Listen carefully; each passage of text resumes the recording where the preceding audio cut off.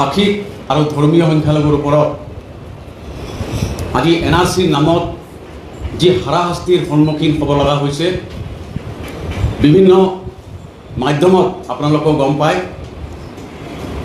NRC নাম অহাৰ পিছত জেনুইন ভাৰতীয় লোকক বিভিন্ন কাৰণত তেওঁলোকৰ NRC নামত হেৰেছমেণ্ট কৰা হৈছে।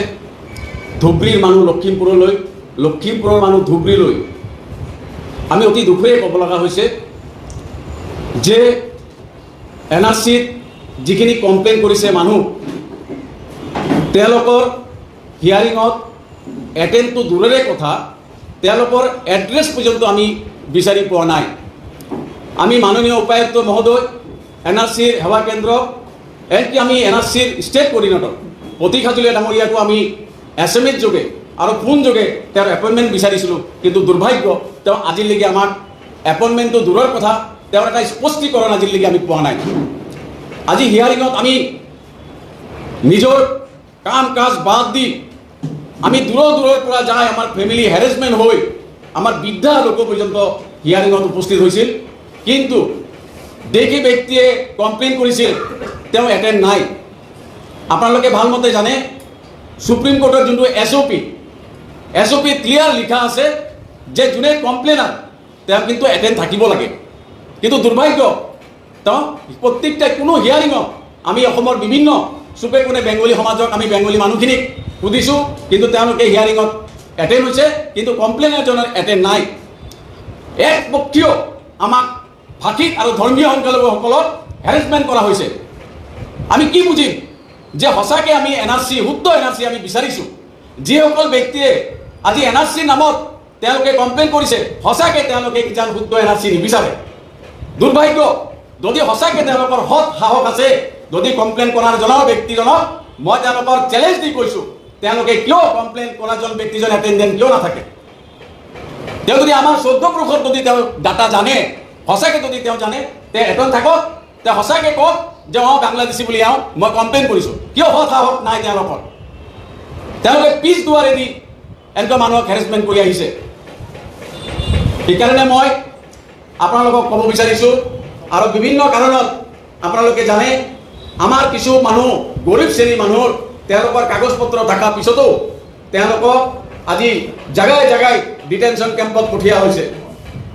তেওঁলোকৰ কাগজ পত্ৰ আছে, কিন্তু তেওঁলোকৰ অভাৱ, তেওঁলোকৰ গম নাপায়, তেওঁলোকৰ নটিচ কিছুমান পোৱা নাই, কিন্তু দুৰ্ভাগ্য তেওঁলোকক আজি কেইদিনমান ধৰি অসমত বিভিন্ন জেগাত বঙালী হিন্দুসকলক তেওঁলোকক ৰাতি 3-4টা বজাত মাইকী মানুহ যধে মধে উঠাই তেওঁলোকক ডিটেনশ্যন কেম্পত লৈ যোৱা হৈছে।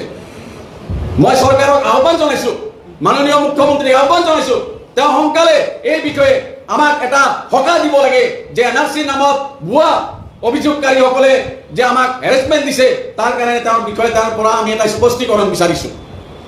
আৰু যদি এনেকুৱা অসমত হৈ থাকে আগন্তুক দিনত, যিহেতু ভাষিক আৰু ধৰ্মীয় সংখ্যালঘুৰ মানুহ হেৰেছমেণ্ট হৈছে, আমি একেলগে হৈ আমি অহা দিনত এটা বৃহত্তৰ আন্দোলন গঢ়ি তুলিবলৈ আমি বাধ্য হ'ম।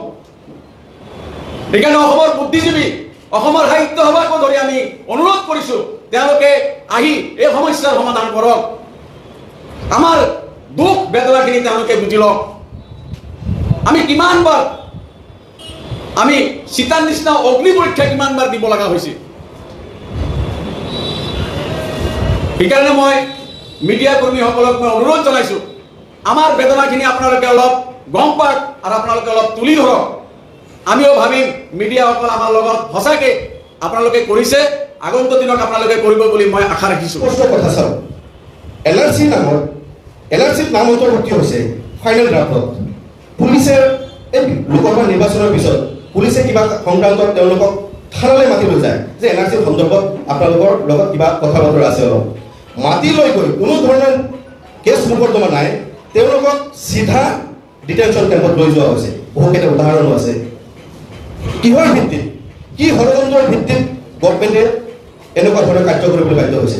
আমি অসমৰ মাননীয় মুখ্যমন্ত্ৰীক প্ৰত্যাহ্বান জনাইছোঁ, যদিহে তেওঁ বাঙালী হিন্দুসকলৰ ওপৰত এনেধৰণৰ নিৰ্যাতন অব্যাহত ৰাখিছে তেতিয়াহ'লে 21ৰ নিৰ্বাচনত আমাৰ সভাপতিয়ে কৈ গৈছে যে আমি সুকীয়াকৈ যেনেকৈ বদৰুদ্দিন আজমলে নিজৰ জাতি ৰক্ষাৰ স্বাৰ্থে যেনেকৈ ৰাজনৈতিক দল গঠন কৰি তেওঁৰ জাতিটোক ৰাজনৈতিকভাৱে সুৰক্ষিত কৰাৰ যত্ন কৰিছে, আমিও কিন্তু আজিৰ তাৰিখতে ঘোষণা কৰোঁ 21ত আমি আমাৰ জাতি ৰক্ষাৰ স্বাৰ্থত আমিও ৰাজনৈতিক দল গঠন কৰি আমি আমাৰ জাতি ৰক্ষাৰ স্বাৰ্থত আমি কাম কৰিবলৈ বাধ্য হ'ম। আমি বৰ্তমানৰ বিজেপিত থকা প্ৰত্যেকজন হিন্দু বাঙালী নেতাক প্ৰত্যাহ্বান জনাইছোঁ, তেওঁলোকৰ যদি অলপো নাকত লাজ আছে, জাতীয় স্বাৰ্থত ওলাই আহক, জাতিৰ হকে মাত মাতক, ব্যক্তিগত স্বাৰ্থত নিজৰ লাভালাভৰ স্বাৰ্থত সেই বিজেপি দলত গৈ থাকিব নালাগে, ওলাই আহক। আমি তেওঁলোকক প্ৰত্যাহ্বান জনাইছোঁ। কিহৰ ভিত্তিত আজি শিলাদিত্যদেৱে ইমান ডাঙৰ ডাঙৰ কথা কৈছে, আজি সেই শিলাদিত্যদেৱ ক'ত গ'ল? শিলাদিত্যদেৱৰ কাৰণে একমাত্ৰ শিলাদিত্যৰ সেই মুছলমান হিন্দু বাঙালীৰ কথা কটাকটি কৰি আজি আমি পাঁচজন ভাই বাঙালী ভাই আমি তলাশতে হেৰুৱালোঁ। আজি বাঙালীৰ এই দুৰৱস্থাত ক'তে শিলাদিত্য, তেওঁক আমি প্ৰত্যাহ্বান জনাইছোঁ, চেলেঞ্জ কৰিছোঁ, ওলাই আহক, জাতিৰ স্বাৰ্থে কাম কৰক। তেওঁ নিজৰ গভৰ্ণমেণ্টত আছে, তেওঁ নিজে গভৰ্ণমেণ্টত আছে, তেওঁ গভৰ্ণমেণ্টত থাকি মুখ্যমন্ত্ৰীৰ লগত কিয় বহি এনেধৰণৰ সমস্যা সমাধান কৰিব পৰা নাই? লাজ লাগিছে। তেওঁ নিৰাজত্বৰে তেওঁ সেই বিজেপিৰ বিধায়ক পদত অধিষ্ঠিত হৈ থাকিবলৈ তেওঁ লাজ লাগিব লাগিছিল। প্ৰত্যাহ্বান জনাই চেলেঞ্জ কৰিছোঁ, তেওঁ মাত মাতক, নহ'লে বিজেপিৰ বিধায়ক পদ খাৰিজ কৰক। কি হৈ আছে?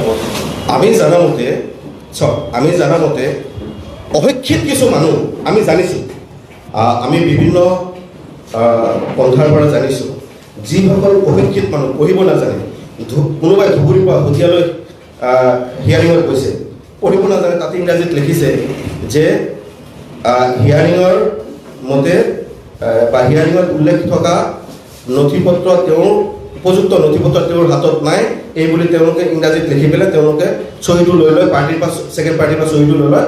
আমি জানোতে সেই নথিখন ফৰেনাৰ ট্ৰিবিউনেলত পঠাব, তেওঁ গৈ আকৌ সেই ফৰেনাৰ ট্ৰিবিউনেলত গৈ দৌৰাদৌৰি কৰিব লাগিব। আমি সেইটোৱে জানিছোঁ, নহয় জানো? সেইটো আমি জানিছোঁ। আৰু যিসকলে বুজি পায়, যিসকলে ইংৰাজী বুজি পায় যে এইটো কি লিখিছে, আপুনি আমাৰ তাত উপযুক্ত নথিপত্ৰ আছে, আপুনি আমাৰ তাত উপযুক্ত নথিপত্ৰ নাই বুলি আপুনি কিয় লিখিছে? এই কথাষাৰ আজি দুদিনমান পূৰ্বেও ধিঙৰ বিধায়ক কিবা আছিলে আমিনুল ইছলাম আছিলে, তেওঁ উত্থাপন কৰিছিলে। আমিও ক'ৰবাত উত্থাপন কৰিছোঁ যদিও আমাৰতো বিভিন্ন মাধ্যমত প্ৰকাশিত নহ'ল যদিও আজি আপোনালোকৰ মাধ্যমেদি আমি প্ৰকাশ কৰিব বিচাৰিছোঁ। অশিক্ষিত মানুহখিনিৰ ক্ষেত্ৰত কিন্তু তেনেকুৱা ব্যৱস্থা কৰিছে, আৰু এনেধৰণৰ ব্যৱস্থাৰ পৰা যাতে তেওঁলোকে বিৰত থাকে, আপোনালোকেও আমাৰ কাষত থিয় দিয়ক। আমিও ক'ৰবাত নহয় ক'ৰবাত আমিও মানুহ, যে আমাৰ সভাপতি অলপ আগত কৈ গৈছে যে সীতাৰ দৰে আমি আৰু কিমানবাৰ অগ্নি পৰীক্ষা দিম। আমি ভাবিছিলোঁ NRCটোৱে আমাৰ শেষ অগ্নি পৰীক্ষা চাগে। NRCত নাম অন্তৰ্ভুক্তি হোৱাৰ পিছতো আমি যিমান ডকুমেণ্ট লাগে, যিমান নথিপত্ৰ লাগে, সমস্ত কিছু নথিপত্ৰ দিয়াৰ পিছতো আমাৰ NRCত নাম অন্তৰ্ভুক্তি হৈছে। আকৌ সেই NRCত নাম অন্তৰ্ভুক্তি হোৱাৰ পিছতো আমি যে বাৰম্বাৰ এনেধৰণৰ হাৰাশাস্তি খাব লগা হৈছে, কিয়?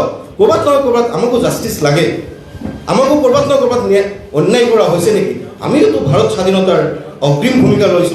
সাহস আছে যদি কমপ্লেইন কৰাৰজনৰ ব্যক্তিজনক মই তেওঁলোকৰ চেলেঞ্জ দি কৈছোঁ, তেওঁলোকে কিয় কমপ্লেইন কৰাৰজন ব্যক্তিজন এটেণ্ডেণ্ট কিয় নাথাকে? তেওঁ যদি আমাৰ 14 পুৰুষত যদি তেওঁ ডাটা জানে, সঁচাকৈ যদি তেওঁ জানে, তেওঁ এটেণ্ড থাকক, তেওঁ সঁচাকৈ কওক যে বাংলাদেশী বুলি মই কমপ্লেইন কৰিছোঁ। কিয় সাহস নাই তেওঁলোকৰ?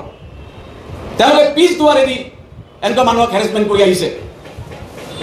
সেইকাৰণে মই আপোনালোকক ক'ব বিচাৰিছোঁ, আৰু বিভিন্ন কাৰণত আপোনালোকে জানে আমাৰ কিছু মানুহ গৰীব শ্ৰেণীৰ মানুহৰ তেওঁলোকৰ কাগজ পত্ৰ থকাৰ পিছতো তেওঁলোকক আজি জাগাই জাগাই ডিটেনশ্যন কেম্পত পঠিওৱা হৈছে। তেওঁলোকৰ কাগজ পত্ৰ আছে, কিন্তু তেওঁলোকৰ অভাৱ, তেওঁলোকৰ গম নাপায়, তেওঁলোকৰ নটিচ কিছুমান পোৱা নাই। কিন্তু দুৰ্ভাগ্য, তেওঁলোকক আজি কেইদিনমান ধৰি অসমত বিভিন্ন জেগাত বঙালী হিন্দুসকলক তেওঁলোকক ৰাতি 3টা বজাত, ৰাতি 3-4টা বজাত মাইকী মানুহ যধে মধে উঠাই তেওঁলোকক ডিটেনশ্যন কেম্পত লৈ যোৱা হৈছে।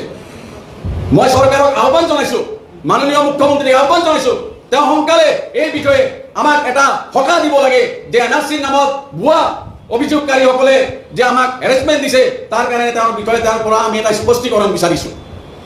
আৰু যদি এনেকুৱা অসমত হৈ থাকে আগন্তুক দিনত, যিহেতু ভাষিক আৰু ধৰ্মীয় সংখ্যালঘুৰ মানুহে হেৰেছমেণ্ট হৈছে, আমি একেলগে হৈ আমি অহা দিনত এটা বৃহত্তৰ আন্দোলন গঢ়ি তুলিবলৈ আমি বাধ্য হ'ম। সেইকাৰণে অসমৰ বুদ্ধিজীৱী, অসমৰ সাহিত্য সভাকো ধৰি আমি অনুৰোধ কৰিছোঁ, তেওঁলোকে আহি এই সমস্যাৰ সমাধান কৰক, আমাৰ দুখ বেদনাখিনি তেওঁলোকে বুজি লওক।